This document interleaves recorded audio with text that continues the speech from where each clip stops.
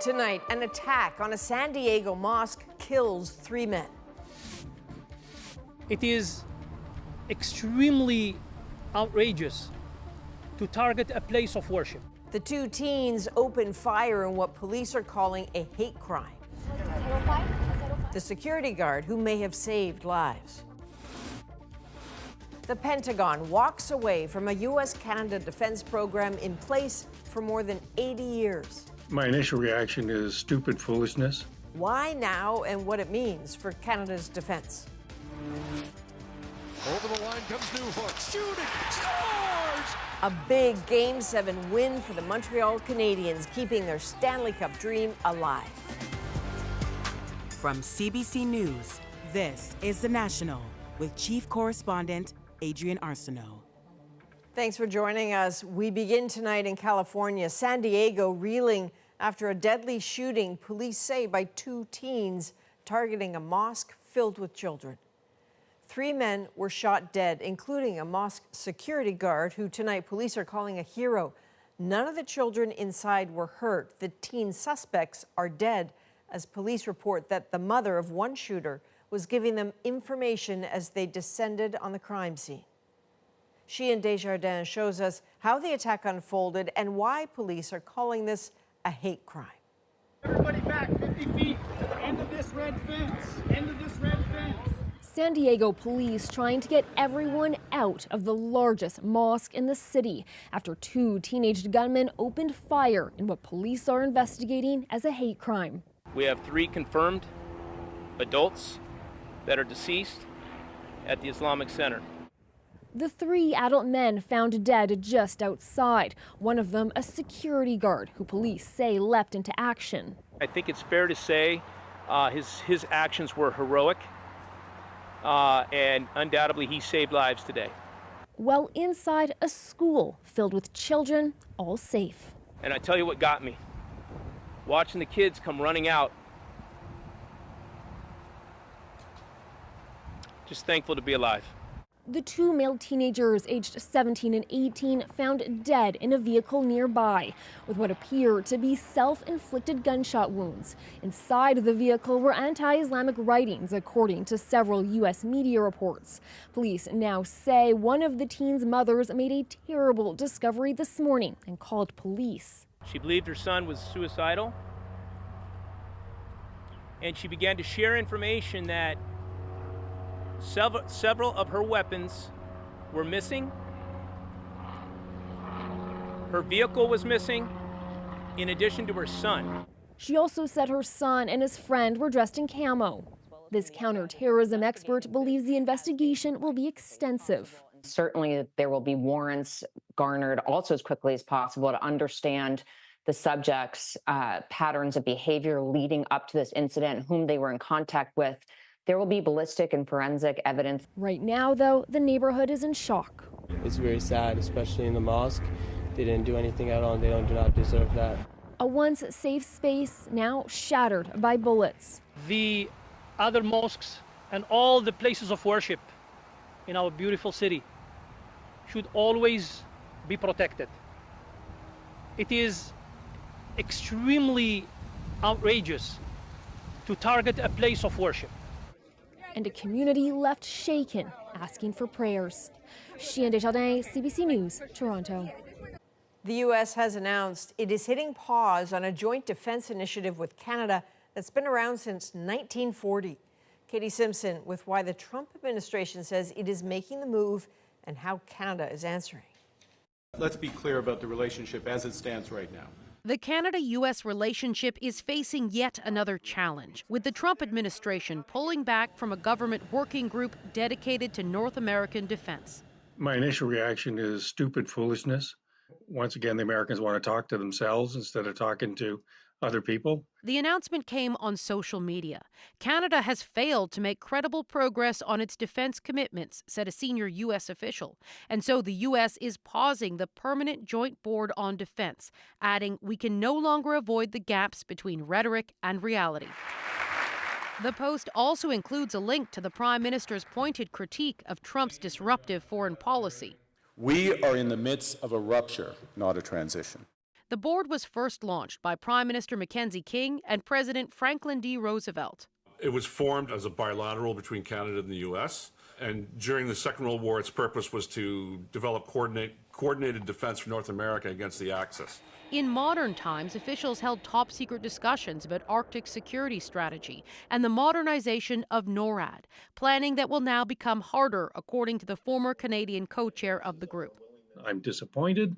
I think it's short-sighted. I think it's foolish, but I'm not surprised. In response, Canada's defense minister says Ottawa is remaining ready to come to the table for constructive discussions, pointing out that Canada has increased defense spending, meeting NATO's 2% target ahead of schedule, and that Canada is on track to reach 5% by 2035. Even with the board suspended, defense cooperation between Canada and the U.S. continues on as planned. Certainly it's symbolic, and its cancellation is going to rile feathers in Canada. But I think we'll have to see long-term just how much it actually changes the level and cadence of communication. The last known meeting of this group was November 2024, suggesting it hasn't met since Trump returned to office. Okay, Katie, help us out here. What more do we know about why this and why now? There is plenty of speculation, Adrian. Could it be a shot at Canada to gain leverage in trade talks? Is the U.S. angry that Canada is reviewing its purchase of American fighter jets? Or is the Trump administration frustrated that Canada isn't moving fast enough with defense spending?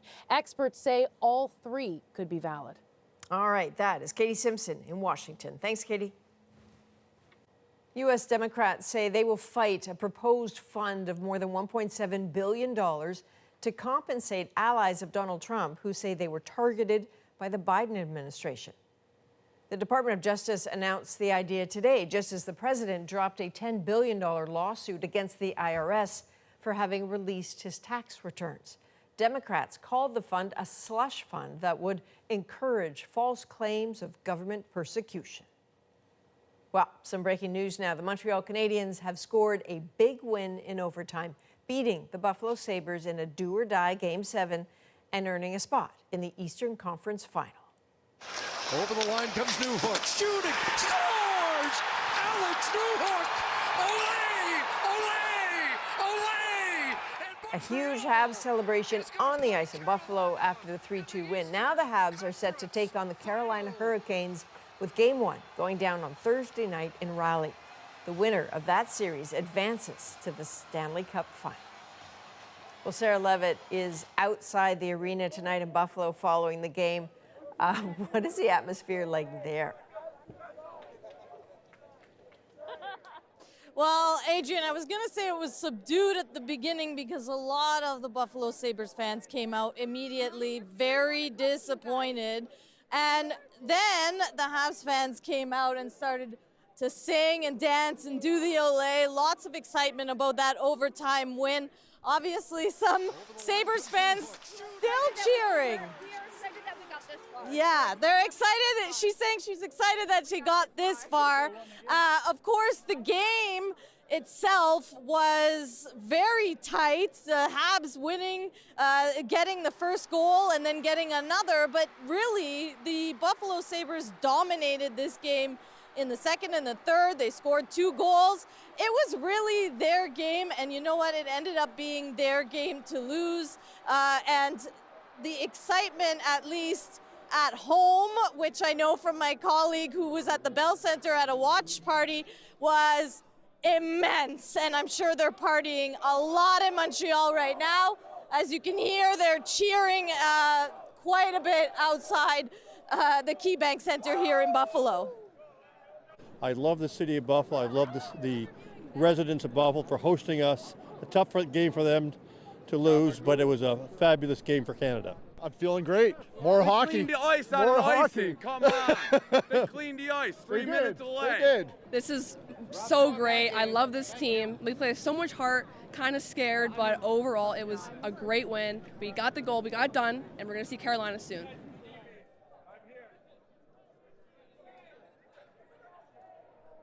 So now it's on to the next one. Okay, so we're looking at a team that continues to defy expectations this year. We know the Habs play the Carolina Hurricanes next. You know hockey. What are their chances? It's not going to be easy, Adrian. The Carolina Hurricanes swept both series 4-0.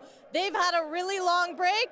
The Habs, both series had 7 games, so they have to rest up and get out there on Thursday. All right, you too, my friend. Sarah Levitt tonight in Buffalo. So the Habs weren't the only Montreal team with championship aspirations tonight. The PWHL's Montreal Victoire were hoping to beat the Ottawa Charge to win the league championship and raise the Walter Cup. Now it's Wozniewicz, squeezed off, still in play. Wozniewicz to the backhand, off the post, maybe. Another look, they score! Well, clearly the Ottawa Charge had other ideas. A third period goal with just 54 seconds left in the game gave Ottawa the win, forcing a Game 4 in the best-of-5 series. Puck drop will be on Wednesday night in Ottawa. Well, the process of scrubbing and disinfecting that cruise ship at the center of the deadly Hantavirus outbreak is now set to begin after the vessel docked today in a Dutch port. Caroline Bargout with the plan now for the crew still on board. The MV Hondius finally ending its troubled journey, docking in Rotterdam on Monday. The 25 crew members and 2 medical staff who were still on board disembarked. Dutch health officials said none showed symptoms of the hantavirus that had spread through the cruise ship. We have a doctor and a nurse aboard from the Netherlands. They have taken blood samples, and as soon as the vessel is arriving in the Rotterdam port, then these test material will go to the lab for testing. These quarantine facilities were set up for international crew members who will be monitored. There's a daily check of their medical situation by the Public Health Service, and this will be done in quarantine because if they develop illness, they are infectious and we want to prevent any further spread. 3 passengers died from the hantavirus outbreak. Another is in a Paris hospital in critical condition. Here in Canada, health officials said a resident of the Yukon in their 70s tested positive over the weekend. The passenger was isolating in Victoria and was taken to a hospital along with 2 others who'd been staying in the same lodging facility. So there is no actual treatment for hantavirus. What you're basically doing is treating symptoms and supporting somebody so they can ride it out. So it could be as simple as giving them Tylenol and fluids if they don't have much of an appetite. But serious respiratory complications can also develop later. 9 Canadians are believed to have high-risk exposure to the virus, including passengers of the MV Hondius and their close contacts. All of them are still isolating in Alberta, Ontario, and BC. The cruise operator says the ship will now be thoroughly disinfected by a specialized company. It aims to have it back in action in June. Caroline Bargout, CBC News, Vancouver. An American doctor doing missionary work in Congo has tested positive for Ebola. Healthcare workers are trying desperately to contain a deadly outbreak which has already killed more than 100 people. As senior international correspondent Margaret Evans reports, this is a life and death race against the highly contagious virus. Testing for the rare strain of Ebola, now underway not just in the Democratic Republic of Congo, but in neighboring Uganda, where cases have been confirmed, and in Goma, a rebel-held city in Congo close to the Rwandan border, which is now closed. Dr. Samuel Kamba, the Congolese health minister, says treatment centers are being set up in the eastern Ituri province, where the outbreak is thought to have originated. We know the hospitals are already under strain because of the patients, he says. I want to inform the population that we have 59 patients actively being treated. Suspicion that the outbreak went undetected for several weeks has heightened fears it will be hard to contain. Well over 300 suspected cases have been reported and more than 100 deaths. The World Health Organization has declared it an emergency of international concern, and aid agencies hope for a response to match. Who has Ebola? Trish Newport is an emergency coordinator with Doctors Without Borders. What we're worried about is controlling the situation in the DRC right now. We really have to concentrate on getting surveillance into place, having all of the equipment that is necessary, engaging the community. And there is no vaccine for this strain of Ebola, rarely seen. It's an epidemic that will spread very rapidly, says Ebola expert Jean-Jacques Moyembe, because it's broken out in a densely populated province where people are on the move. It's also in a conflict zone, increasing the risk healthcare workers already face. Ebola is transmitted through bodily fluids of the infected, and fatality rates can be high. Global health experts say they're not worried about a pandemic at present, but the impact on the region is cause for serious concern. Margaret Evans, CBC News, London. 3 off-duty police officers from Toronto are facing serious charges after being arrested while vacationing in Spain. Investigators say the incident happened Wednesday in the heart of Barcelona and involved a sex worker. The allegations include sexual assault and assault causing injuries. Toronto police tell CBC News one of the officers was suspended from duty upon his arrival back in Canada. The other 2 will face suspensions when they return home. Well, there were plenty of planned fireworks displays this long weekend, but this one in Toronto was definitely not among them. Firefighters spent hours trying to douse the flames at this fireworks store, which began sometime before 2 a.m. when a vehicle crashed into the building. That the fireworks themselves just kept exploding complicated everything. It was definitely something outside of the box for us. We're normally rushing in to attack the fire, but in this case, fireworks are actually shooting out at the firefighters. No injuries were reported, but some surrounding businesses were clearly damaged. The vehicle that crashed into the store was found to be unoccupied. Toronto police are now investigating. Well, now that a winter's worth of new potholes has been laid bare in cities across Canada, some are spending millions to fix the problem. Alexander Silberman starts us off in Montreal, where one man got very tired of waiting for city crews to show up. Craters on Montreal streets seem to be popping up everywhere. Large potholes so widespread, the mayor says crews have filled 12,000 in a week. Mounting frustration, pushing this local landscaper to take matters into his own hands, patching holes for $50 each and going viral for his efforts. All my family members start to have a flat tire and friends and everything, so I was like, okay, we can do something about it. Even Montreal's mayor had her own car towed after hitting severe potholes. The city now committing upwards of $10 million as part of a pothole action plan. If citizens think that we can repair the potholes in the click of a button, it's not the case. Cities across Canada are reporting a sharp rise in potholes after a brutal winter. About 2/3 of our members were actually having to swerve or slow down, which could be a road safety concern. This crumbling road in Halifax, the result of several freeze-thaw cycles. Edmonton also riddled with tens of thousands of holes. And Toronto is launching repair blitzes to keep up. We are doing our best to respond as quickly as we can. Inside this lab at a Montreal Technical College, researchers are testing solutions like different mixes of asphalt and building roads to keep water out. It doesn't really make sense. We have all the knowledge, we have the good quality materials. And say the problem is preventable if governments are willing to invest. We are one of the best qualified laboratories in asphalt pavement in the world, and we have potholes in front of the school. So it is infuriating.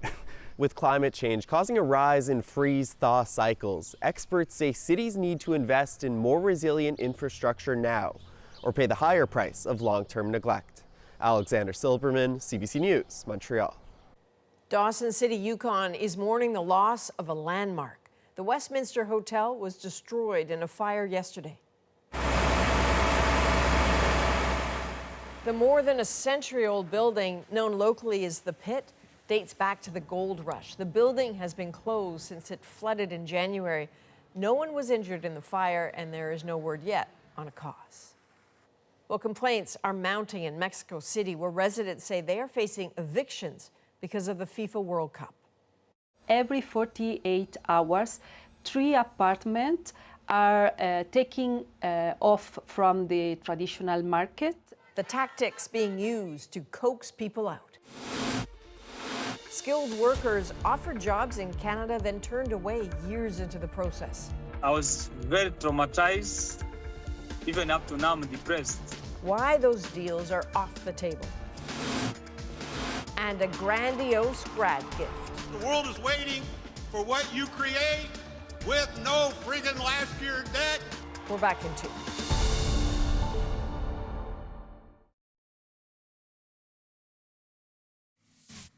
Oh my God! Oh my God! Well, that was a terrifying moment for a storm chaser along a highway in central Nebraska on Sunday. A massive tornado carved through parts of the state, destroying several homes. There were no reports of injuries, but there's more severe weather in the forecast. Well, a changing rental market in Mexico City is forcing people out of their homes, and some say the upcoming FIFA World Cup is just making it worse. Jorge Barrera shows us the fear and the anger among fed-up residents. Frustrations flaring in Mexico City over spreading gentrification driving locals out from some of the most prized neighborhoods as landlords chased a bigger, quicker buck from short-term rentals with the expected influx of tourists as the FIFA World Cup looms. I got in depression the last year because, well, it was very difficult for me to understand that I was living gentrification. LM fears she could get booted at any time from her apartment after her landlord refused to renew her year-long contract. The building's owner is raising rents and turning spacious apartments into multiple units for the short-term rental market. One problem in Mexico City is that a lot of people face this phenomenon. It is very common. CBC agreed to identify LM by her initials. She fears blacklisting if her name is connected to the ongoing controversy at her building complex in Mexico City's Tacubaya neighborhood, which is a new front line in the gentrification battle. We discover in a way that every 48 hours, 3 apartments are taking off from the traditional market. Emanuele's organization has recorded 82 forced evictions between 2015 and 2025 in a district home to nearly half of the 27,000 Mexico City units offered on Airbnb. While she says there is no official data on the coming World Cup's impact, complaints are rising from people who say they've been forced out by landlords eyeing tourist demand for the FIFA tournament, which begins June 11th. We are all in the same boat of being vulnerable to CBC agreed to hide this tenant's identity, who fears reprisal for speaking out. He says the landlord is also forcing people out from this Tacubaya building by making living here difficult. This is an example of what tenants here call a silent eviction. This renovation started in November 2024. It's still not finished. You're forced to live with this. The building's owner, Miren Pesado, declined comment. The city recently passed laws to limit rent increases and the time units can be put up for short-term rentals, but experts say no one enforces those rules. Jorge Barrera, CBC News, Mexico City. The number of Canadians who cannot cover their debt is skyrocketing. A lot of people are now reaching the breaking point. They just cannot do it. How current struggles stack up against past financial crises. And meet the team working 24/7, tasked with making sure ferry rides are safe across BC. Things can go from 0 to 100 in one phone call here. The National breaks down the stories shaping our world. Next.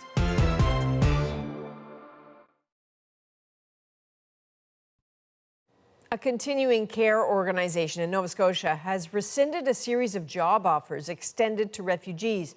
They were approved to come to Canada through a federal program designed to fill nationwide labor shortages. Now, as Kayla Hounsel explains, they're left with no path to a new life. Kakuma, one of the largest refugee camps in the world. Some of the people who live here have been waiting years to come to Canada, approved with job offers in hand, until those offers were abruptly rescinded at the 11th hour. I was very traumatized. Even up to now, I'm depressed. The refugees were invited to come to Canada through the Economic Mobility Pathways Pilot, a federal program designed to help skilled displaced people find new homes while simultaneously addressing labor shortages in this country. They had job offers with Northwood, a continuing care organization in Nova Scotia. Jumu Asukulu Shauri got his offer in May 2023.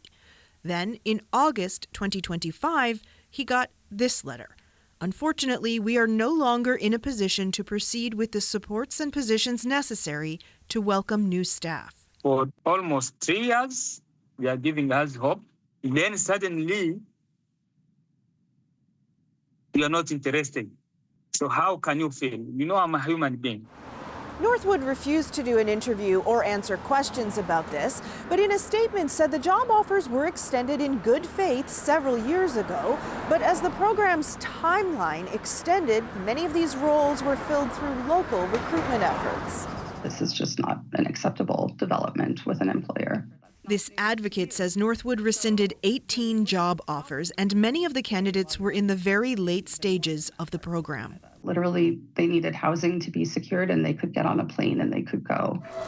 More than 1,200 people have come to Canada this way. The federal government initially pledged to push these applications through within 6 months. It's now at 1.5 years, and the government has temporarily paused the program. I don't hate Canada. Shauri is still hopeful. I can be proud to come in Canada if I get that chance. A chance to start a new life and build a career helping Canadians. Kayla Hounsell, CBC News, Halifax. In the breakdown tonight, Canada's rising insolvency problem and the science driving the cancellations with BC Ferries. Things can go from 0 to 100 in one phone call here. The turbulent factors at play along BC's complex coastline. I wish they knew that it wasn't just an off-the-cuff decision. To set sail or stay put, a first-hand look at real-time choices. But first, I don't think necessarily need to be alarmist yet at this point, but certainly concerning. in an affordability crisis, many Canadians are just running out of cash and filing for insolvency. We are certainly seeing Ontario getting hit harder proportionally than the rest of the country. So what might be driving that trend? Andrew Chang, host of About That, digs into the latest data to see why more households might be approaching a breaking point. So the headlines are bad. More Canadians are so deep in debt, they need to file for insolvency, telling the government, I can't pay all of this off. And it's more Canadians doing this than we've seen in the last 15 plus years.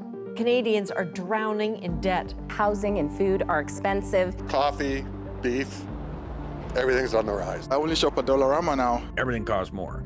How do you bridge that gap? Well, you do it with debt. And here's what too much debt looks like. Note the part of this from around 2020 on. This group of Canadians at their breaking point, almost doubling in size in just 6 years. And zooming back out, you see the comparison to the financial crisis of 2008, 2009. We're almost at that same level and trending to possibly go even higher. But is this graph as it seems? Are things really as bad as they were almost 20 years ago? Yes and no. And I can show you why.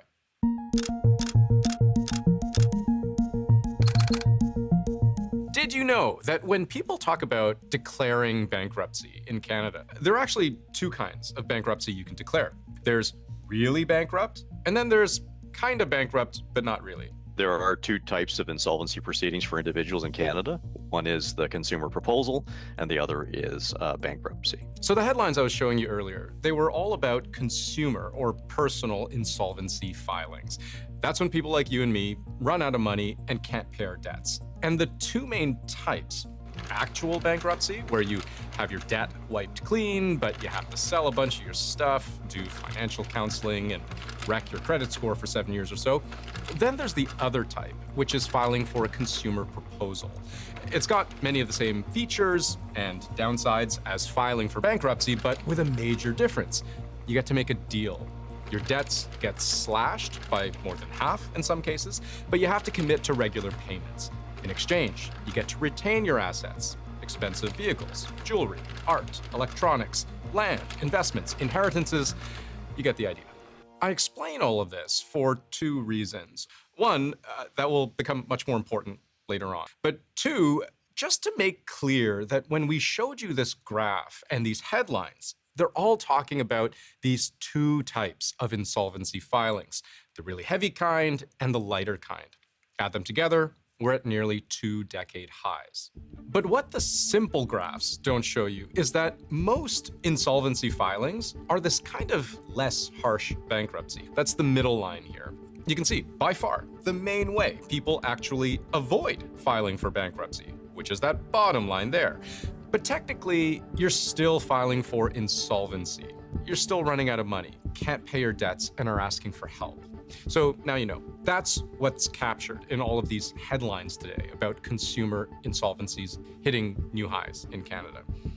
But what's not captured, and this is where I think some of the coverage can sometimes feel a little overly anxiety-inducing, are all of the ways in which we can't just compare today to the financial crisis of 2008-2009. Adjusted for population, we are nowhere near where we were in 2009.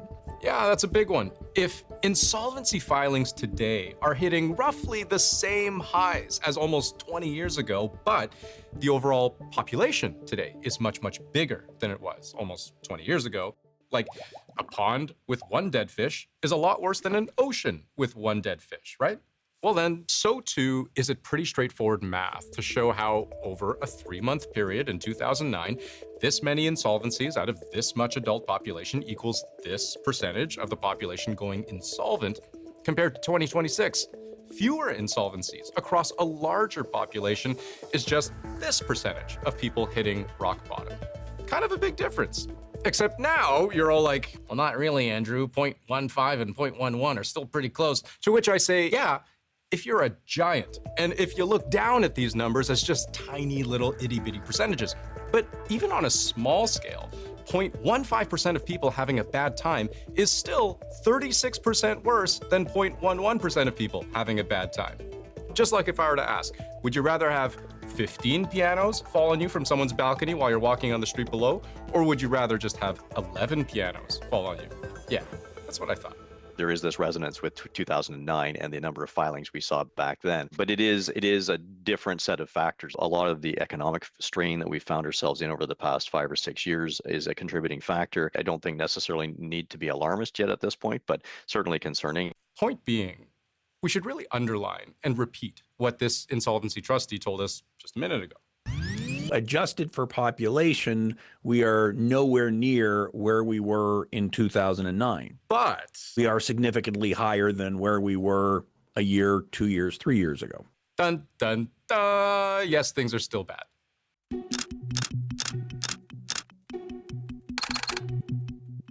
So this is a good time to circle back to that first graph we showed you. So we now know we can take this comparison to 2009 levels of personal insolvency with a grain of salt. But that doesn't let us off the hook of having to confront this rickety staircase. Insolvencies are up. You know, in the last year or so, it's been a more rapid acceleration of the numbers of folks that are seeking relief through the insolvency process in Canada. And in Canada's most populous province, bankruptcies are up. So specifically in Ontario, the type of insolvency where people are having to forfeit sometimes their priciest assets, full-on bankruptcy, where they can't really commit to repaying any significant portion of their debts. Those are up in a pretty significant way, about 27% year over year, Q1 to Q1. We are certainly seeing Ontario getting hit harder proportionally than the rest of the country, presumably because Ontario has a greater manufacturing base. Canada has been ripping us off for years. Tomorrow tariffs 25% on Canada. Instead of a manufacturing recession, we can have a manufacturing renaissance. As tempting as it is, there's no one reason that fully explains why Canadians are increasingly finding themselves at this kind of financial breaking point. Our general cost of living, inflation, has soared higher than any of us would like. Groceries are getting more expensive more quickly than many other items. It seems everything's getting pretty pricey. 4-person household, including me, and we're all living paycheck to paycheck. I think we've also accumulated maybe about another 20 years of cost of living and affordability struggles. Back then, it was a little bit noticeable. Now it's almost impossible not to notice. Plus, the war on Iran, the chokehold on oil, driving gas prices up. That, too, is a pain point where it's hard to be just like, I'll save on gas by only driving half the distance to work today. You got to buy gas. People got to get to work. Cost of gasoline has put my fleet cost for fuel up probably by a couple of $1,000s over the last 2 months. A lot of people are now reaching the breaking point. They just cannot do it. The first month or two when gas prices go up, it's not a big deal. I can jiggle things around. But as it happens month after month after month, the pressure just builds. It just slowly accumulated. So these things around then, banking crisis, COVID, supply shocks, Russia invasion of Ukraine, closure of the Strait of Hormuz, all of these things are just extra things that where we might normally just shrug them off as, hey, that's a bad week, a bad month, a bad year. It's now, wait, this has been a bad lifetime. So the worst news is that insolvencies and bankruptcies are up in a way we haven't seen in almost 2 decades. It is definitely concerning. It's certainly higher than it's been for many years. The worrying news is that insolvencies are simply a symptom of a deeper problem, a broader economic problem that doesn't exactly look to be going away anytime soon. I think in the shorter term, we're probably going to see it continue to increase. But the reassuring news is that we have seen worse. Comparisons, especially to things 20 years ago, are tough to make accurately. So the real test will be in where things go starting now. And according to Statistics Canada, the average Canadian household spends about 15% of their disposable income just to make mandatory payments to service debt. Well, coming up, on BC's coastline, the complex decision-making as to whether a ferry sails or remains docked. It's not as easy as just looking out the windows. Johanna Wagstaff is in the engine room where it happens. Next.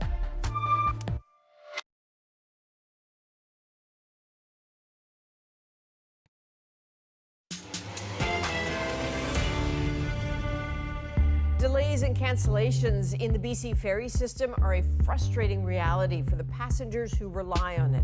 So, how are decisions made to sail or not to sail? Not only what the current conditions are, but what they're forecasted to be. A formula including the height of the waves and the design of the ship. Johanna Wagstaff breaks down the factors in the complex operational matrix. It's the notification every ferry traveler dreads: sailing canceled, weather conditions. While an alert only takes seconds to pop up and ruin a whole weekend, the process behind it is a high-stakes calculation. We're here to talk to the people who make the call and learn about the science behind those decisions.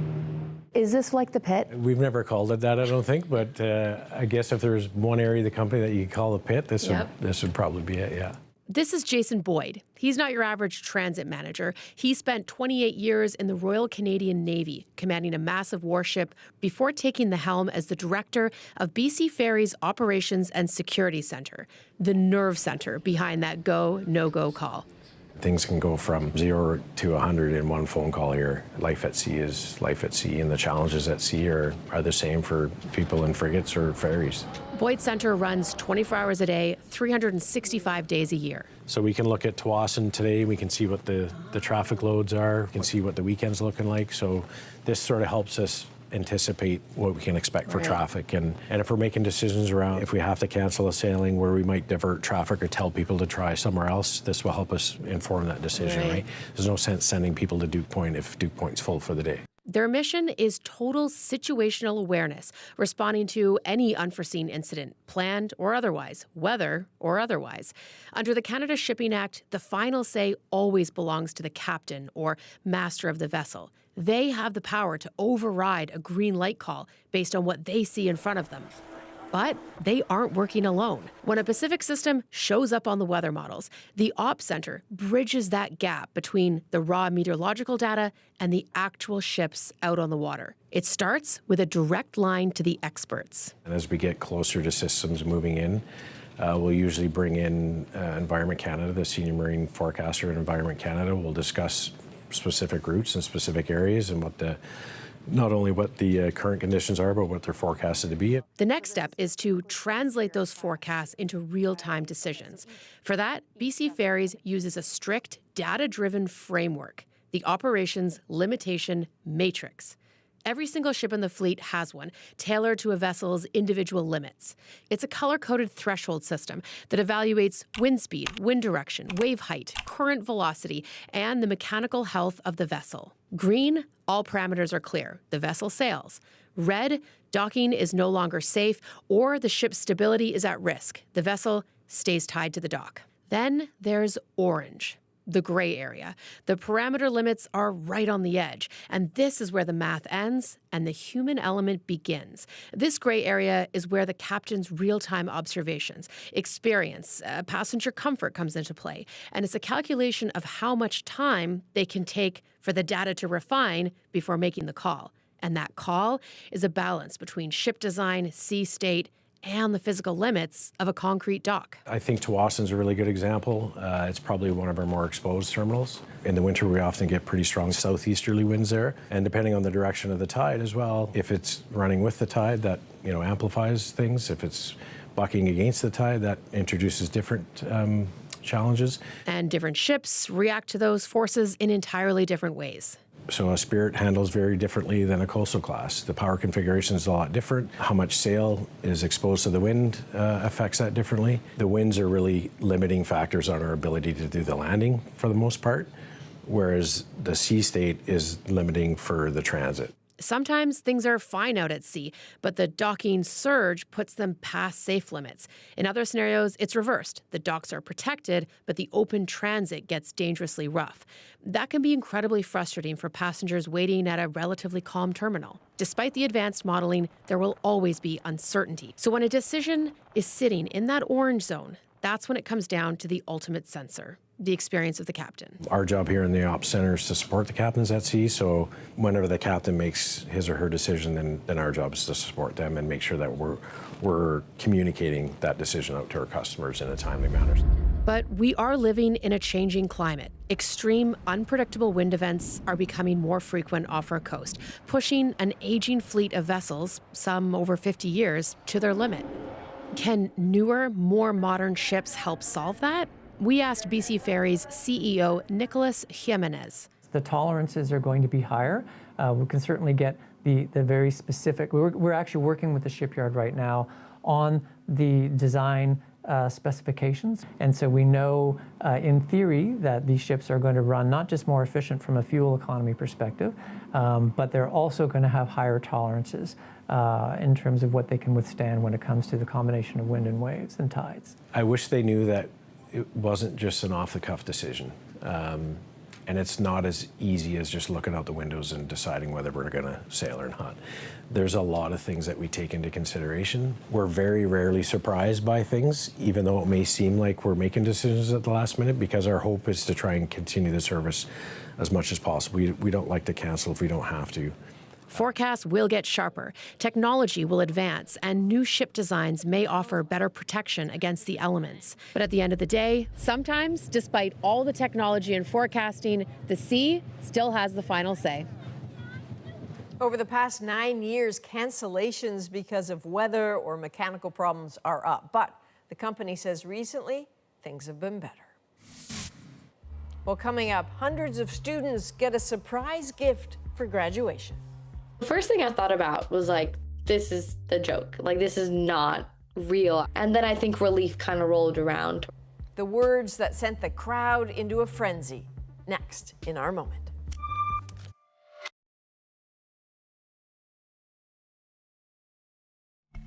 Well, these are some very lucky graduates at the Wilson College of Textiles in North Carolina, and they are still in shock after learning their student loans are just being taken care of. So philanthropist Anil Kuchar was being honored when he surprised the graduating class with the life-changing announcement.